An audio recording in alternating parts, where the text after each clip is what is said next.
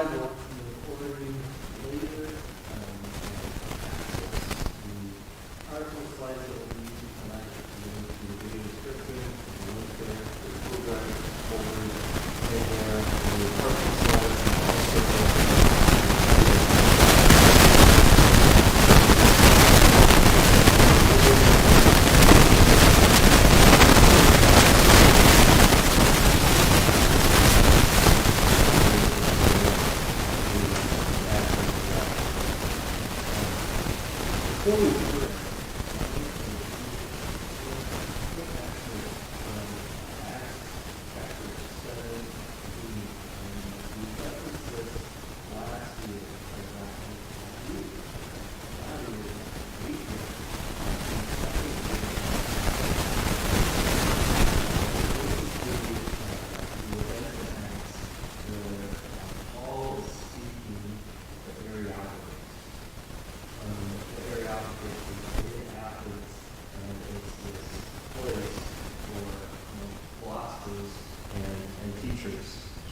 to speak and educate the people. And this is what Paul does.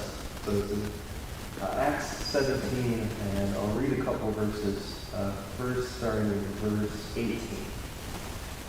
In verse 18 it says, "Some of the Epicureans and Stoic philosophers also..." Here's Epicureans and Stoics.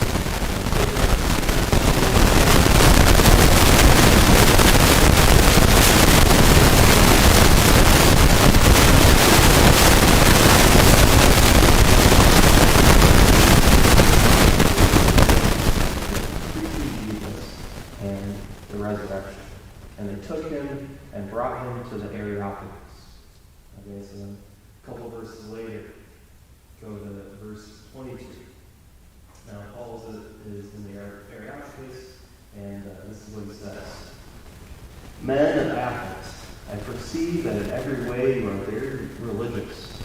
For as I passed along and observed the objects of your worship, I found also an altar with this inscription, to the unknown God."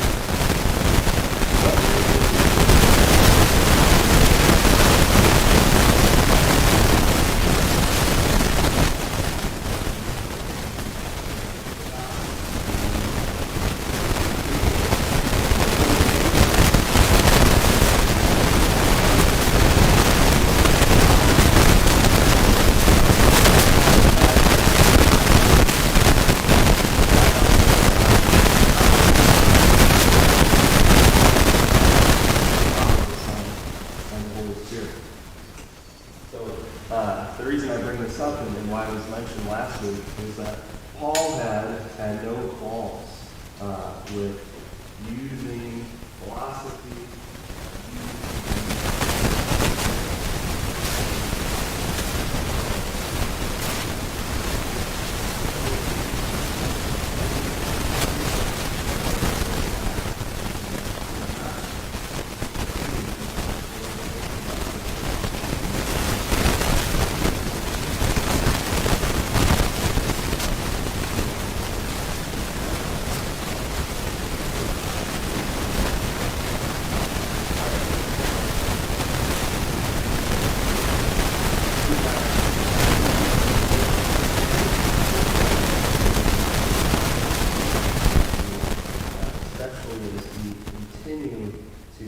ponder and reflect on the relationship between faith and reason.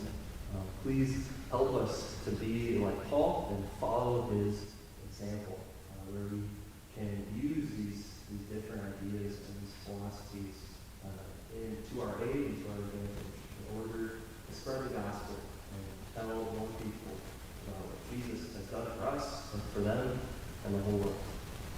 Please send your Holy Spirit here tonight. Be with us in all things. In Jesus' name we pray. Amen.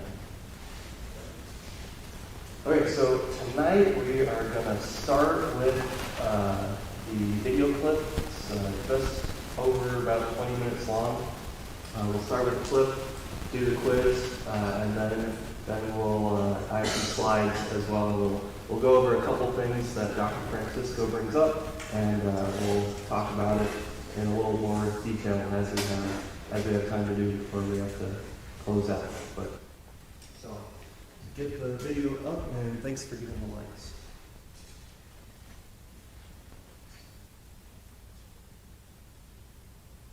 And I guess one other thing.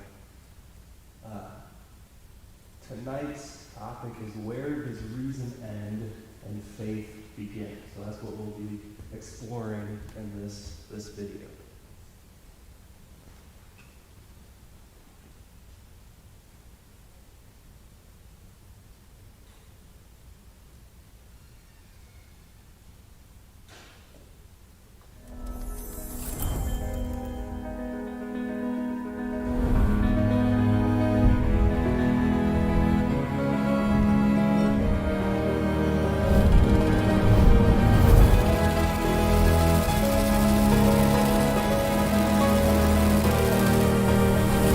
Welcome to Session 3, Where Does Reason End and Faith Begin?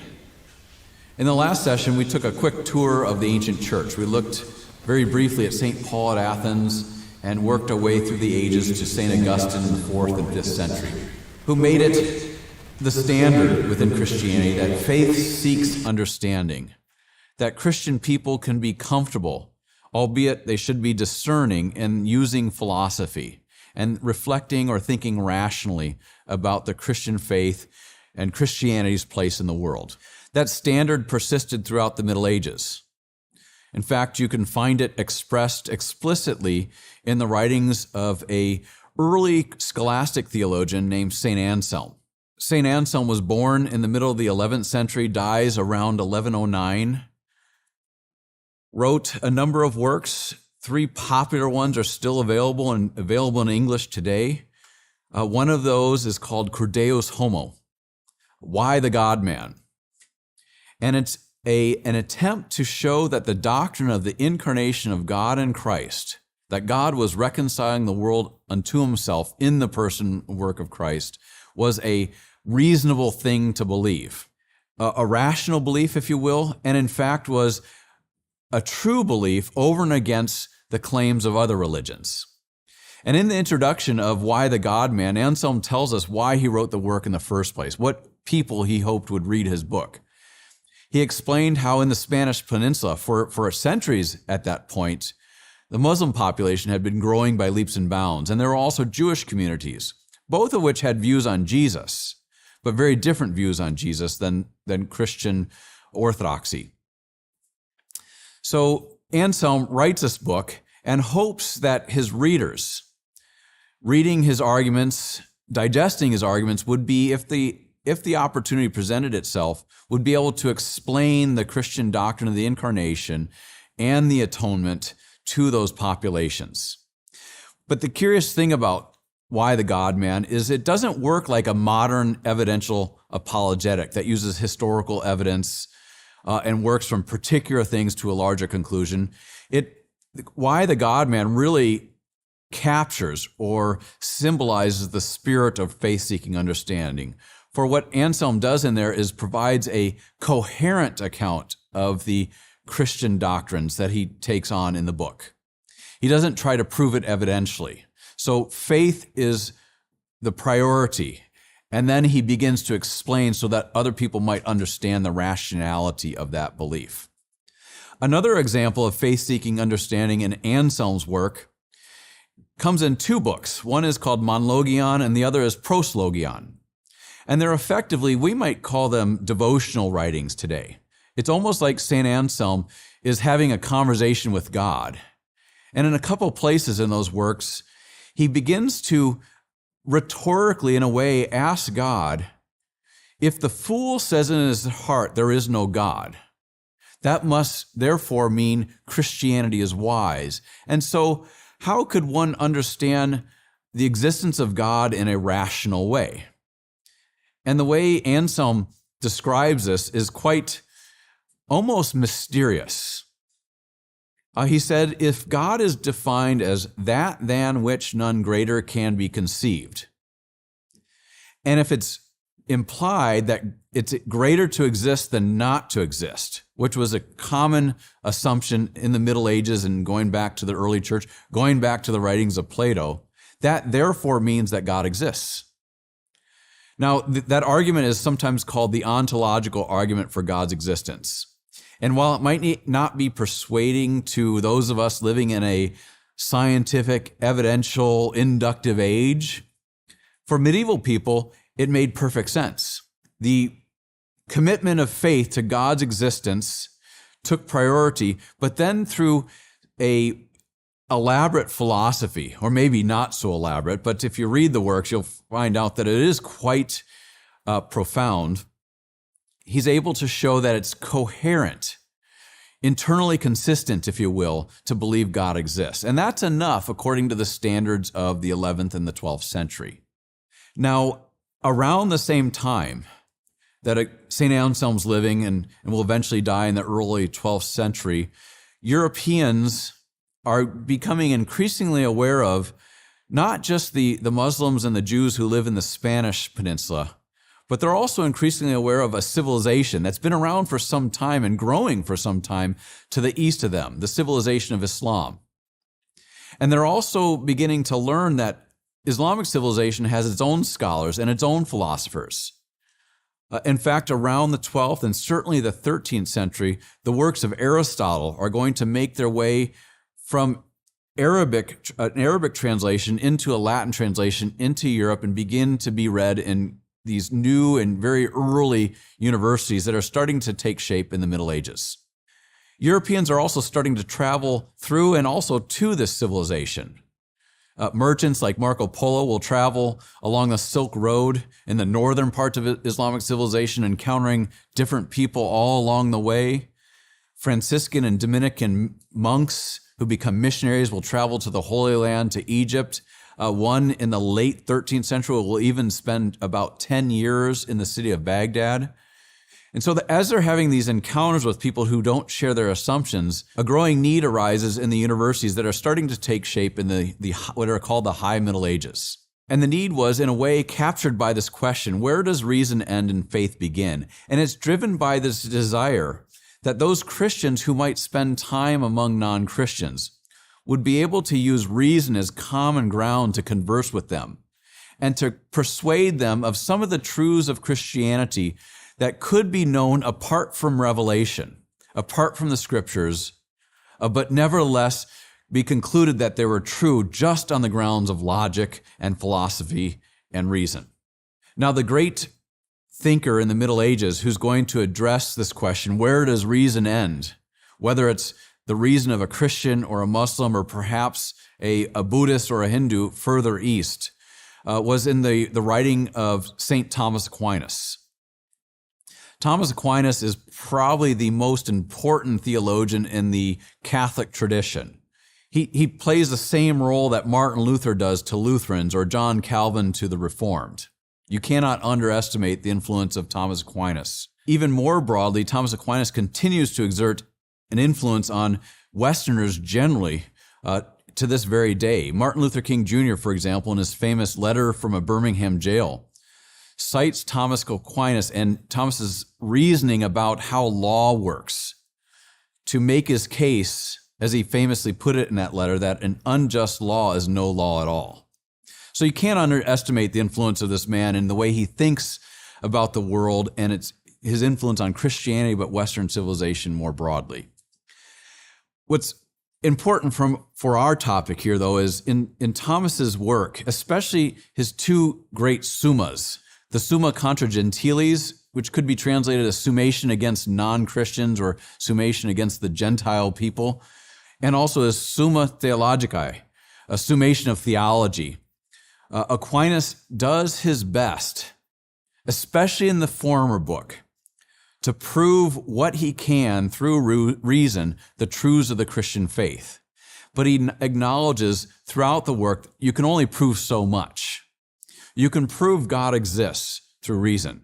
And you can be confident reasonable people everywhere, whether they're in medieval Iraq or in medieval China, would reach the same conclusions as you if you followed the right method and you remain consistently logical. The Summa contra Gentiles, even though it's quite large, and if you just spend a little bit of time in it, you realize it is no practical work of theology, Thomas actually intended it for it to be practical. It was used and originally designed for especially Dominican missionaries as they were preparing to travel into non-Christian lands, so that they would be equipped with rational arguments for certain doctrines of the Christian faith.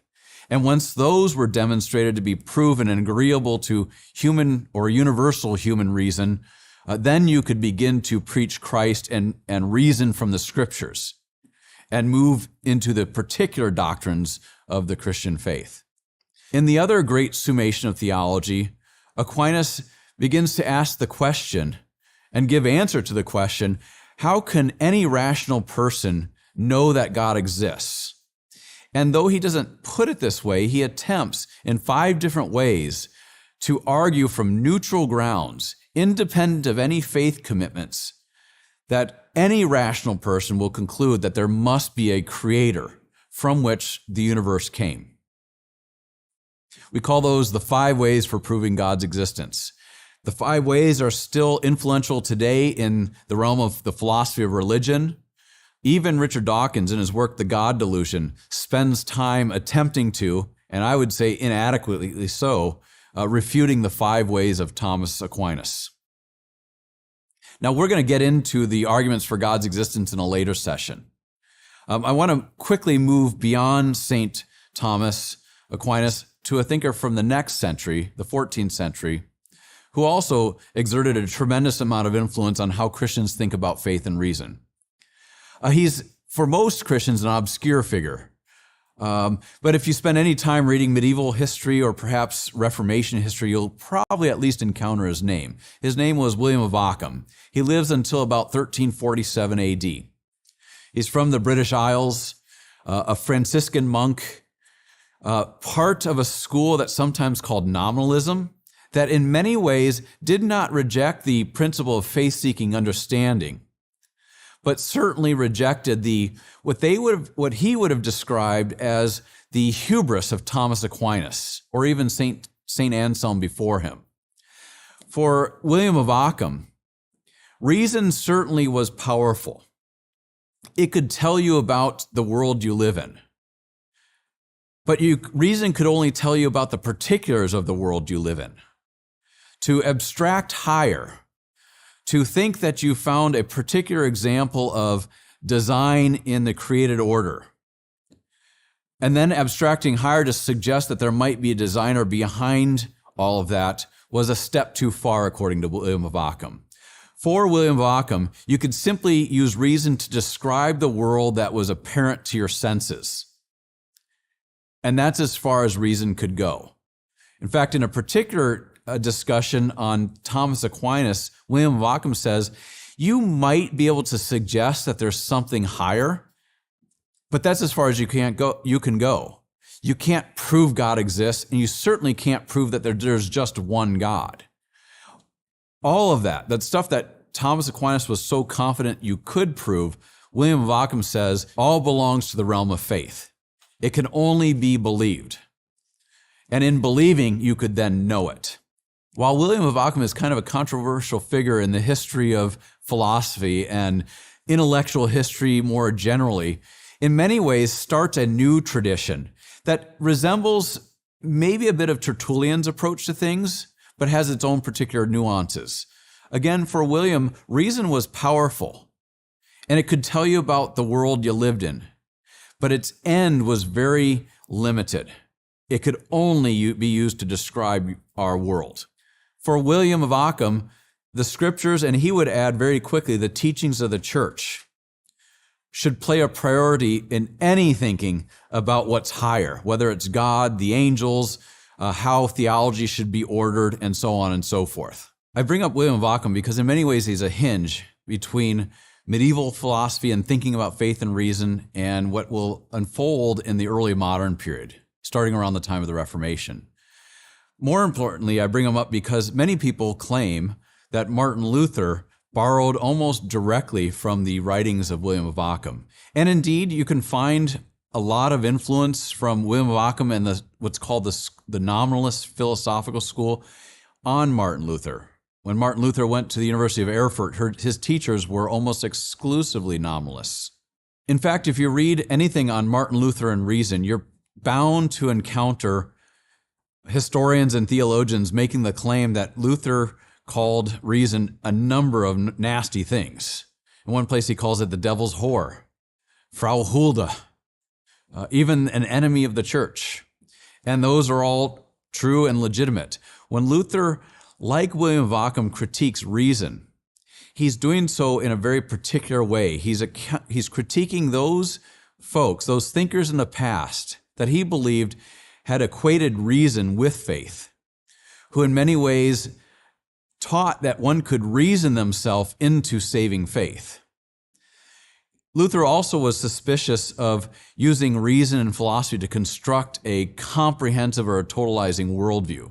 He knew things were much messier than that. Luther, like most Christian theologians through the centuries, believed that the Word of God, that Scriptures took priority. Luther did not believe that the church and doctrines that were invented over the age should be added to the church's teachings. In fact, he believed they should be stripped away. That's one of the whole points of the Protestant Reformation.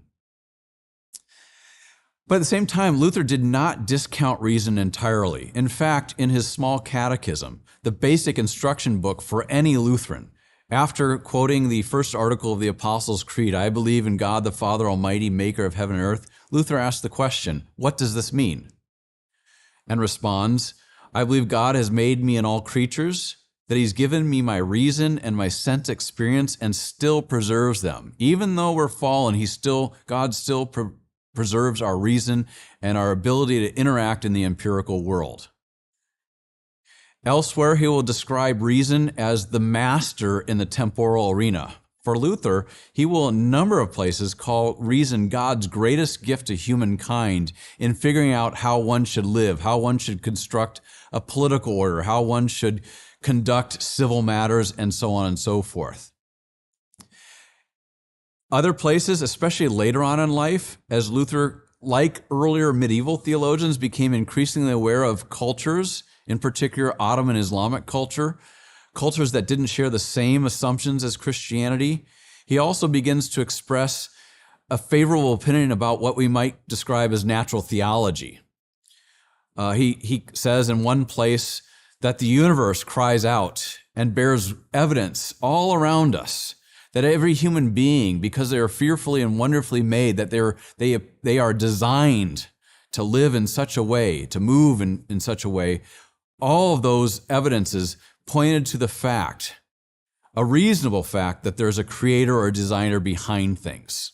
Probably the most helpful way of understanding Luther's view of faith and reason is a distinction that's made by not just Lutheran, but also a number of other Protestant theologians that for Luther and the broader conservative Protestant tradition, reason is indeed acknowledged as a gift from God and the primary actor in figuring out life in this world, in time and space. But reason, when applied to matters of the faith, could be applied, but had to be applied only in a ministerial way. They call this the ministerial use of reason. When approaching the biblical text, for example, especially like the Gospels, where the 4 different gospel accounts don't always describe things the same exact way and cause some difficulty for interpreters. And some would even go so far as to say are obvious contradictions. For the reformers, for a guy like Martin Luther, or for someone approaching faith and reason the way Luther did, they would say reason helps us sort out those things. Reason doesn't presume to know what is the case in the first place and then force all the data of Scripture into what's considered reasonable in our particular time and place, but it is used from below. It is used to help understand things in a serving way. Faith, the gift that God has given you to trust in His Son for your salvation, and by extension, to trust the Scriptures that have been given to us and inspired by God through the various authors of both the Old and the New Testament. That faith is magisterial. That's the master. When it comes to understanding our universe, when it comes to understanding the things that are otherwise hidden of God, Scriptures and God's revelation gives us that information. Reason can help us sort it out. But when reason and faith or the faith contradict, for Luther and conservative Protestant theologians across the world, reason, philosophy, later on, science has to play a serving role and has to shut up when it conflicts with Scripture and revelation. In this session, we've looked at over 1,000 years of church history in just about 25 minutes. There's a lot more to be said.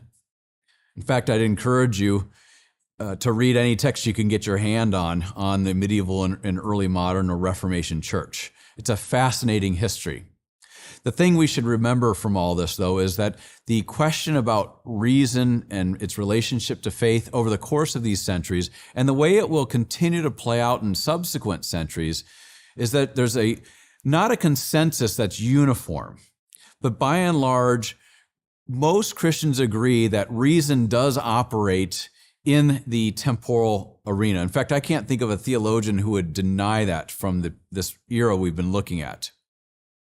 Where they did disagree was how much reason could say, or what role it played when looking at things that are higher, God's existence, the nature of God, the providence of God, and so on and so forth. And there's a number of different answers to the question where reason ends and faith begins in light of all that. But by and large, Martin Luther's position and other theologians like him, whether they were Lutheran or Reformed, became the predominant position for Christians in those subsequent centuries, that reason was powerful, but it was limited to some extent or another. Now, in our next session, we're going to quickly describe another several hundred years of church history in just a few minutes, but get to a particular question concerning faith and reason, and that is the question of whether it really is reasonable to believe God exists or not. We'll start with the work of Thomas Aquinas, as we said earlier, but move very quickly into contemporary Christian philosophy about that question.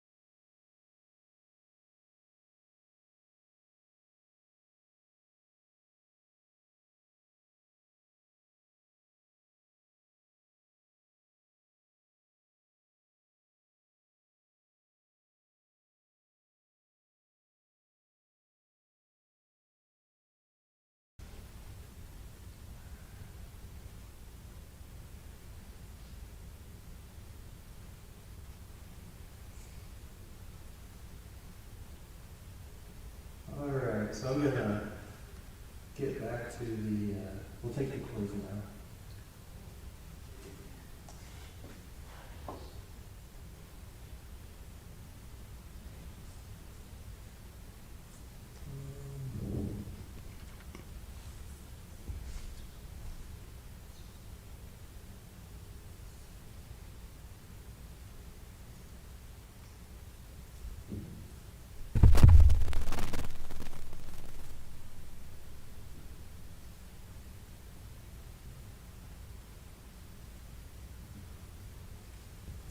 All right, so 5 questions, we'll see how we do.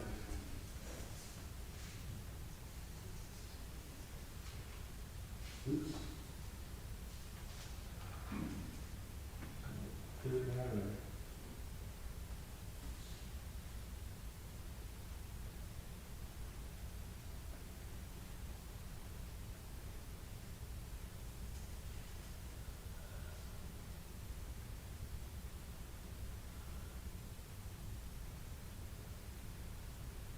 Here we go. What set of arguments did Aquinas develop to be used apologetically? The 5 ways to prove the existence of God, the teleological argument from design, the moral argument, or the argument from religious experience.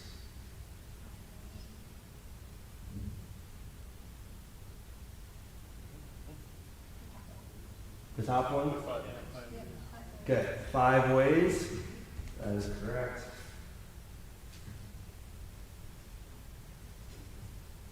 Good job. Number 2. Complete the phrase coined by St. Augustine, faith seeks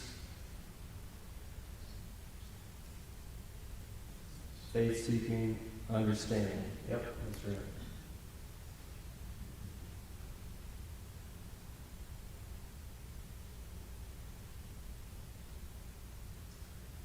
What school is William of Ockham closely associated with? Postmodernism, empiricism, nominalism, or none of the above?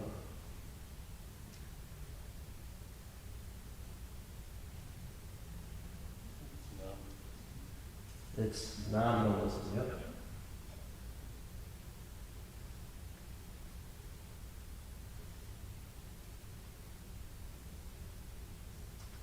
True or false, Luther was suspicious about using reason and philosophy to construct a comprehensive or totalizing worldview.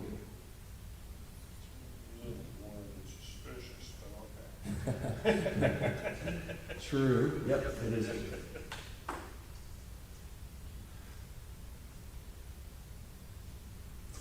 Last one.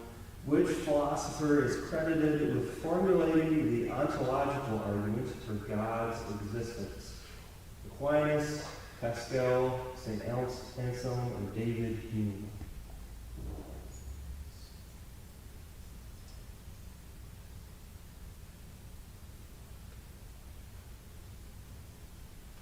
So we learned about the ontological argument, and then there's the 5 ways. So who are the 5 ways from?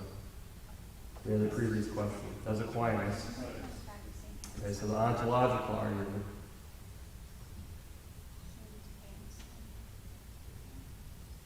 I heard it, yes. Anybody second Anselm? Yep, yeah, Cudeus Homo. Saint Anselm of Canterbury. That is the correct answer. Very good.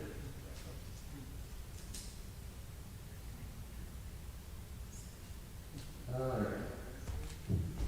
Okay, so we're going to dive into some more details of what we heard in that video that was shared with us. Some things we'll kind of be able to move through quick because you heard it in the video clip, and there's a couple things that we'll take a little bit more time to take a look at. Especially we'll take a little bit of a look at the ontological argument, and then we'll look at not all of the 5 ways, but a couple of them from Aquinas as time allows. So starting with Anselm, okay? So Cudeus Homo, that's Latin. Dr. Francisco phrased it as why the God-man, and it's also can be translated as why God became man. And what Anselm set out to do is kind of an apologetic work, which means it's in the defense of Christianity. He was defending the claim that Christianity is a rational religion and that it's coherent. It's not just a set of contradictions. It's not just this whole mess of things that don't make sense. It actually does fit together. It works together. It's consistent, and it makes sense as a system, as a whole. And in his work, Why God Became Man, the main thing he's defending was the incarnation. Okay, why did God become man? How does this work? Because especially, we see in the New Testament how Paul writes that the incarnation, and especially Christ dying on the cross, this is a stumbling block to Greeks. Or no, it's a stumbling block to Jews, it's folly to the Greeks. Because in Greek thought, in Greek reasoning, God can't become man, and that's just a contradiction. No, they're totally separate. God and his creation can't interact like that, so God can't become man, let alone, God can't die. This is nonsense, in Greek thinking, and yet that's what God does. So it's a good example of how reason, this takes us all the way to the end to our conclusion for tonight. Reason needs to stay in that ministerial use, which means reason is always a servant. It's never the master. God's Word, the Bible, what He's taught us, that holds that master position. But reason must always submit. We never want to hold reason over and above and give it more authority than what God has revealed to us.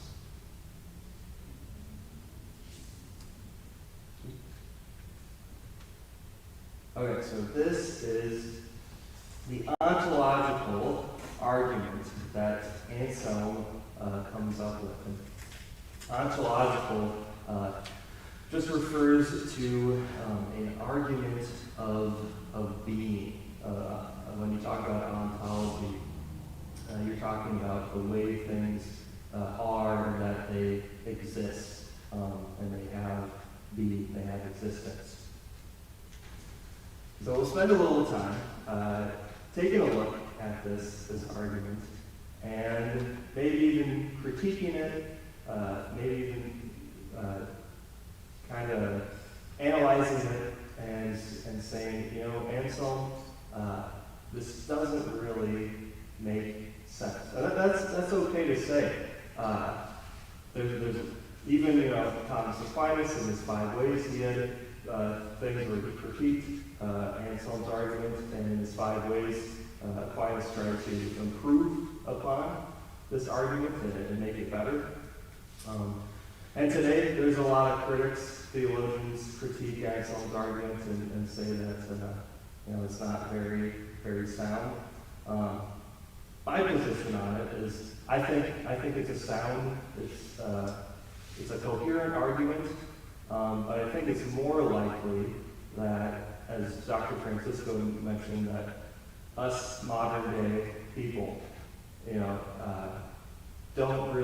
can't really understand it, and it's hard to understand it in the context that it was written in. And I'll fully admit myself that I don't understand this argument, I think, fully. I don't think I can even fully explain it in the way that Anselm, truly meant it when he came up with it. Anselm was certainly much more intelligent than I am, so I'm not going to try to take the position that I know more than him, and how could he make this foolish argument? So I think it's more of a case of, it's a good argument, but it's really hard to understand. And with that position, we can say, okay, Anselm, this doesn't really make sense to me, without also making a claim that, Anselm was foolish and didn't know what he's talking about. You can hold both in tension, and I think that's a good position to be in, especially when we're dealing with any of the Christian thinkers that came before us. They're passed on. They're not alive in that way, but they're not around to defend themselves, and you can't go up to them and ask them, okay, what do you mean by that now? So it's just a good position to put the best construction on everything as you can. It's a good way to uphold the 8th commandment as well. But anyway, so we'll go through this, and I want you guys to think about, okay, this doesn't really make sense. And we'll point those things out. What are the things that just don't make sense? Where's the point where you're like, well, Anselm, you kind of lost me. I don't know. I don't know if the argument is very good. So basically, it all starts with this premise, this definition of God, and that's in point 1. By definition, God is a being than which none greater can be imagined. The whole argument stems from this idea, this starting point, that the way we define God is that it's a being that in our heads we can't think of anything greater than God is. Okay? So then moving on, then there's this other claim that kind of supports the first.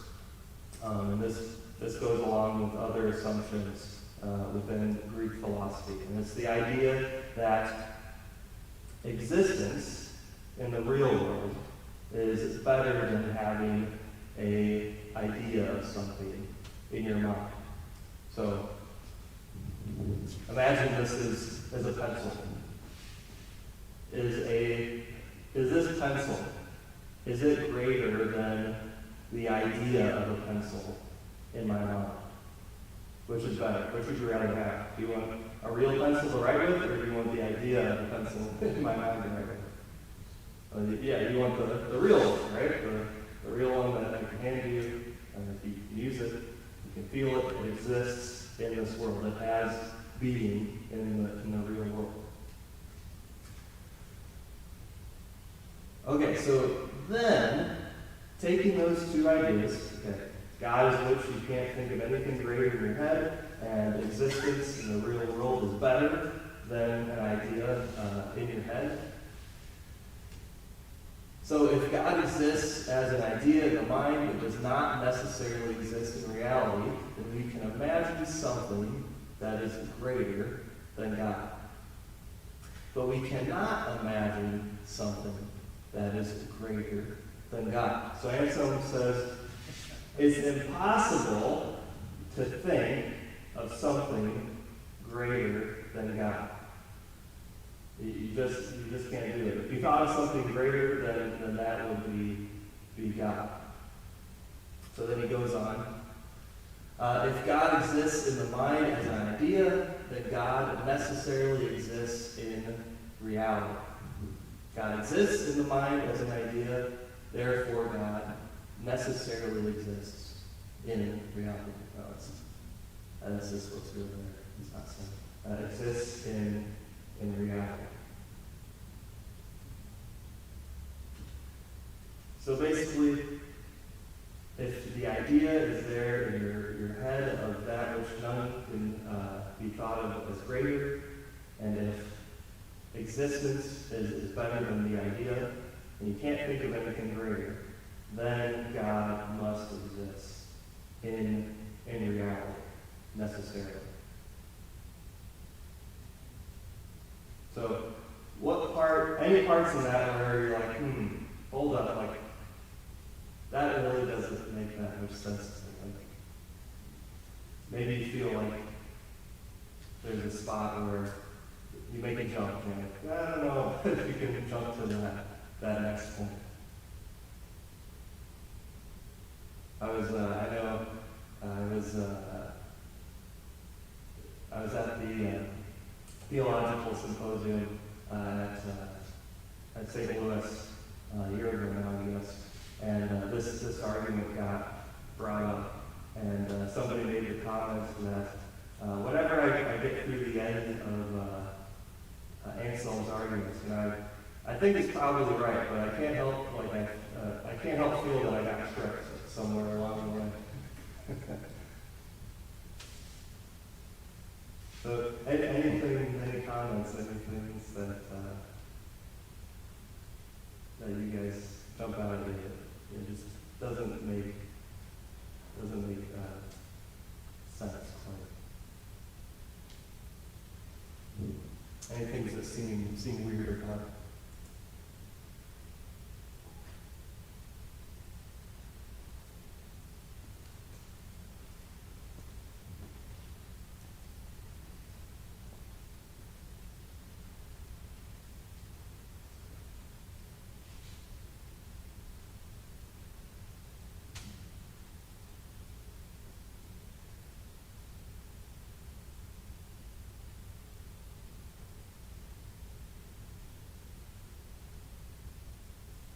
I'll bring up one thing. And this actually has been a historical critique of this argument. It kind of seems like what Anselm is saying, that if you think it up in your head, then it must exist in reality.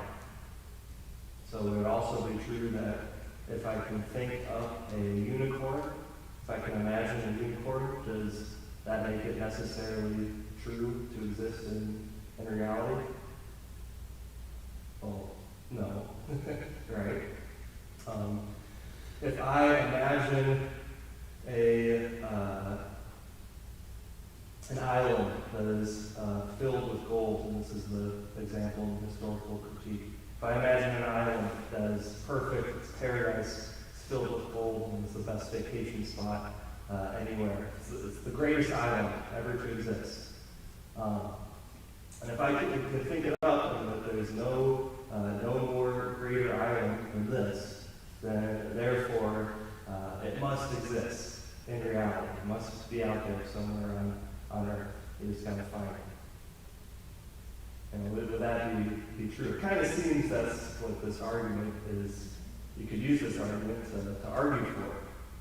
But would that necessarily be the case? Probably not.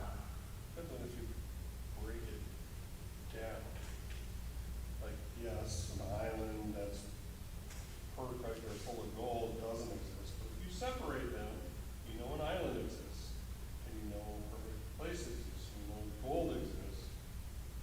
You just put them together. You know what I'm saying? So if you break it down, if you use a unicorn, you know a horse exists, you know a rhino exists, whatever. So all the pieces are there. Sure. Because otherwise, how would you know? You wouldn't know about it, right? Right. You can't imagine something that we don't know. Yeah. Okay. So that's a big part of this argument of using kind of philosophy and reason that you can't imagine something that you don't know. So yeah, maybe part of the place where this critique falls apart is you're combining these things into new combinations that, if you break it down, you couldn't have got those things without it first existing in reality. So similarly, the only reason that, and this is, not just Europe or Africa, or this is the whole world. We all people, all mankind has this tendency to believe in God or gods. How could we get this idea of God? Are we able to imagine things that don't exist? Okay, you can even, then there's the critique of, you can imagine monsters, and you can, kids do make-believe and things of that nature. But even these monsters and mythical creatures, notice something about them. They're mashups. They're usually combinations of animals that we do know and do exist, and you just mash them up, put them together. So like the unicorn, what is that a combination of? Horse, and then maybe a rhino if you're getting the horn. There's some sort of horn. Okay, so it's a combination of two things that do exist, and since they exist, you can imagine it, and then you combine it together to get something that doesn't and exists in imagination only. I also think there's a lot of subjectiveness with greater than, because that might look different to everybody. Greater than might look different to you than to me. What's greater? Sure, yeah, so maybe even in this first premise alone, maybe just the definition. So, there's a lot riding on this definition, that this definition has to be agreed upon and it has to be true in order for everything else that's following to make the argument work and make it be coherent and consistent. So it may be even a problem with the first part of the definition. Okay, maybe we don't agree on this definition of God per se. So I'll mention one other thing with the critique about the best island is paradise and has the gold on it and so on. There is a rebuttal to this critique. Okay, so You can imagine the perfect island, you can imagine the unicorn, and so forth. Anselm's purpose with this argument is that it only applies to God. Okay, it doesn't apply to any other created thing. So this argument only works with God and his divinity. And the reason being for this is, okay, which is greater, God or the perfect island? Well, God would be greater. Okay, so it's both. I would say that it's both a kind of advantage and also maybe a disadvantage for the argument. Is that it only works for God, and it can only be applied to Him. But it also, because of that, I think it makes the argument a little bit weaker, because it can almost become kind of a circular reasoning, so to speak, where you say, well, the argument doesn't work for anything else except just in this one instance. So it might kind of hurt the persuasiveness of it. But that's kind of the conclusion that we can come to in what Dr. Francisco mentioned. This argument makes sense, and it's easier for us to understand when we know the context of when it was made. So when Anselm lived, Christianity was the religion of Europe. He wasn't dealing with the atheists and agnostics and the skeptics and the nuns that we have here in modern day America. It's a sound argument if all the premises are correct, and you can agree and assume that first definition. It does make sense, but it's not very persuasive to those that don't have that same assumption that God exists, and also are kind of denying what they see around them. You're denying that, there's creation, but they're denying that a creator made that. So it's more useful just for the edification of Christians. It's not usually one that I would lead with to, reason or persuade somebody who's not a believer already. And speaking of that, we have a couple of minutes. Let's look at a couple of Aquinas' 5 ways. I think these are usually better arguments to use with that person who's an unbeliever.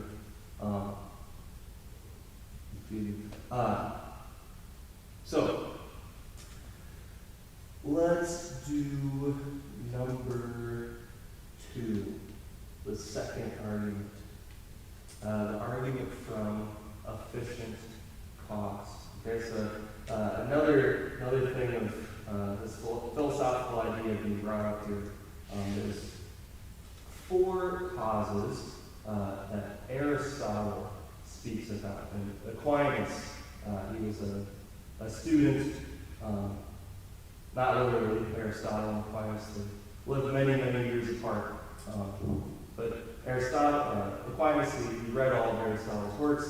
He was a student of it in that sense, and he respected him very much. And the 4 causes that Aristotle lays out is the efficient cause, the material, the final cause, and the formal cause. But there's only 2 that are important for this argument, and that's the material cause and the efficient cause. So let's say we're talking about this stand, this lectern. The material cause is the materials that it's made out of. The material cause would be the wood that was used to build this. The efficient cause, then, is the maker of something. The efficient cause would be the carpenter, the builder, whoever put this lectern together. So the efficient cause of the world, the universe, would be God. He created it.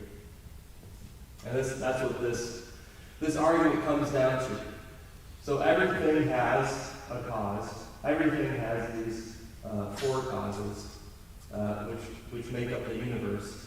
And it all must originate in the first cause. And that is God. So the universe, it got here somehow. There had to be a creator that made it. Okay, Paul in Romans chapter 1, when he speaks in the exact same way, he talks about how no one is without excuse because they can see creation around them, and from that know that there must have been a God, the God who created it. That's why no one was without excuse. We have this evidence all around us, right before our eyes.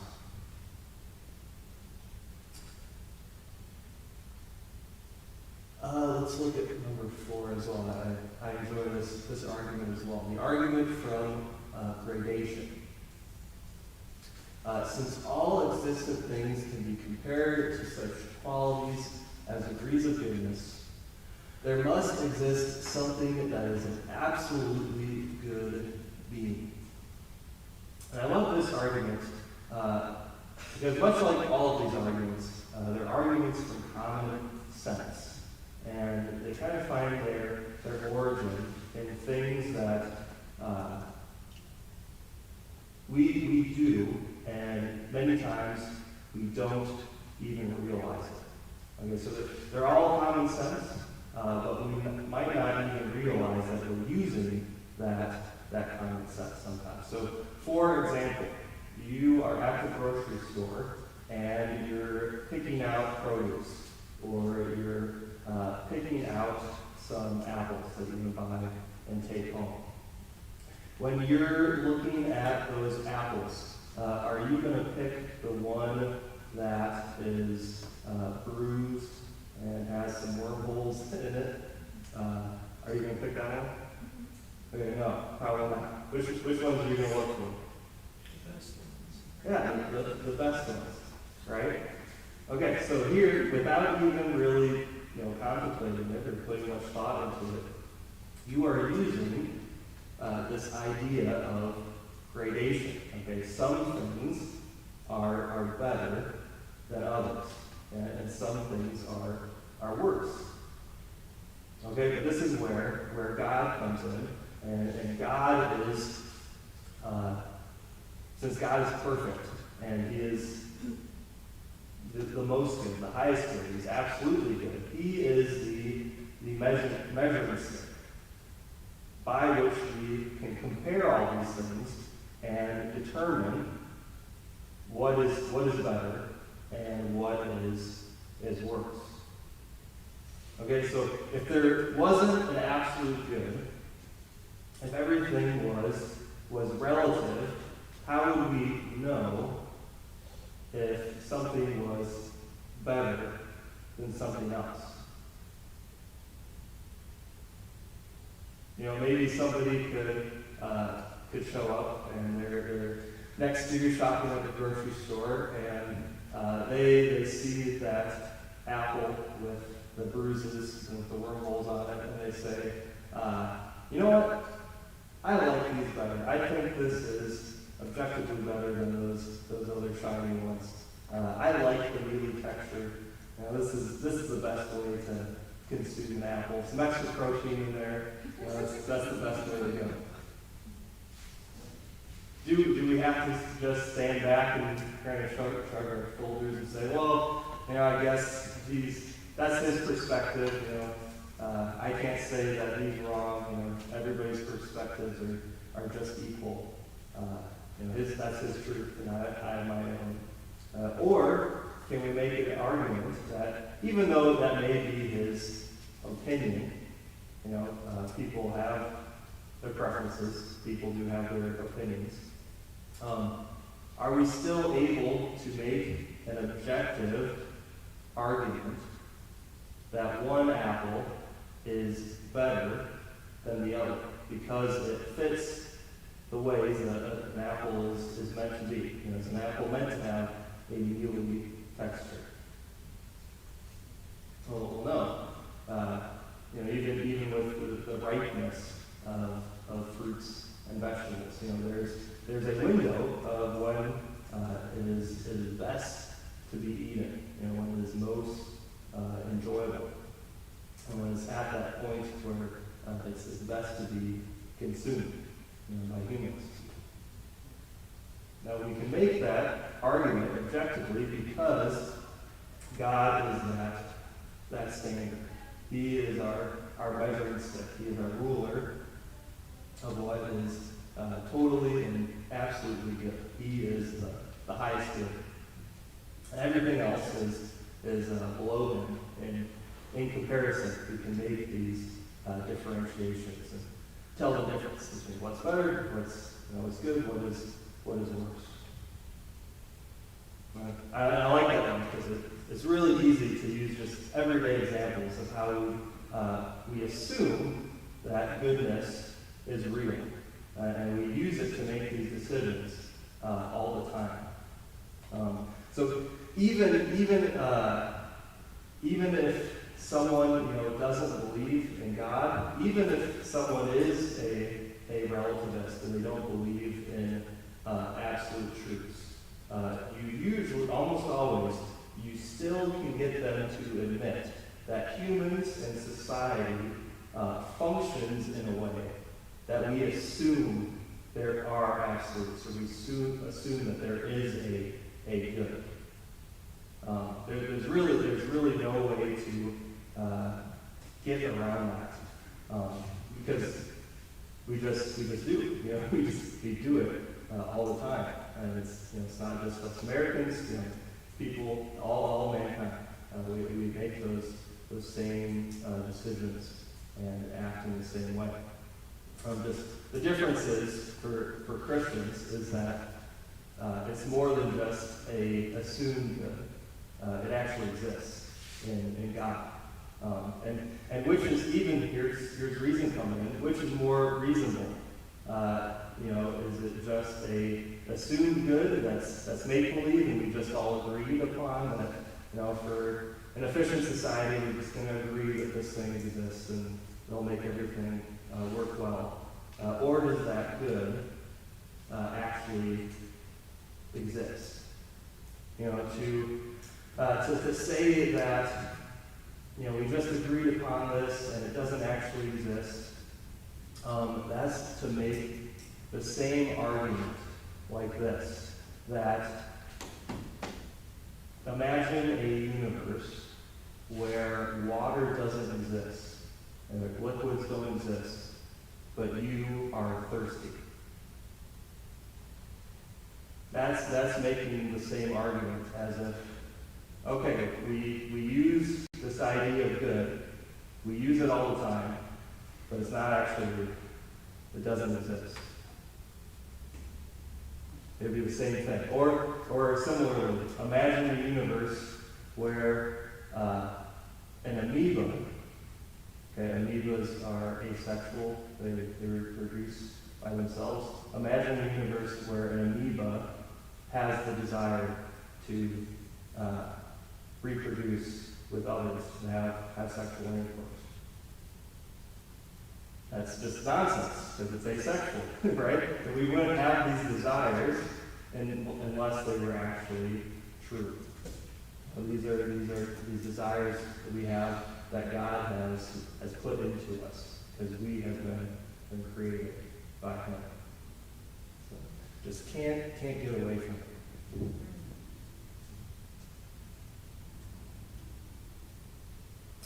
All right, yeah, so that's the conclusion. I said that earlier a little bit. Reason is good. It can be used for a lot of good things. Even in relation with theology, it must always be in that servant position. We never put it above faith or hold it over what the Bible teaches. Okay, so in Genesis 1, we see the creation account. We can't take reason, can't take scientific theories like evolution and put that as master over what the Bible has recorded and tells us.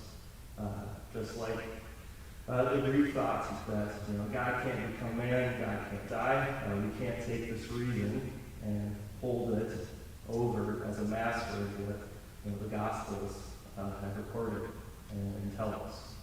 The Scripture faith must always take that magisterial, that master position, and reason submits.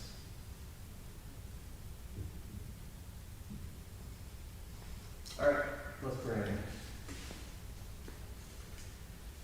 Dear God, thank you for these different ways that we can use reason to show us that there is a God, that you do exist, and we can use these different arguments to defend and help as we show that Christianity is rational, it is coherent.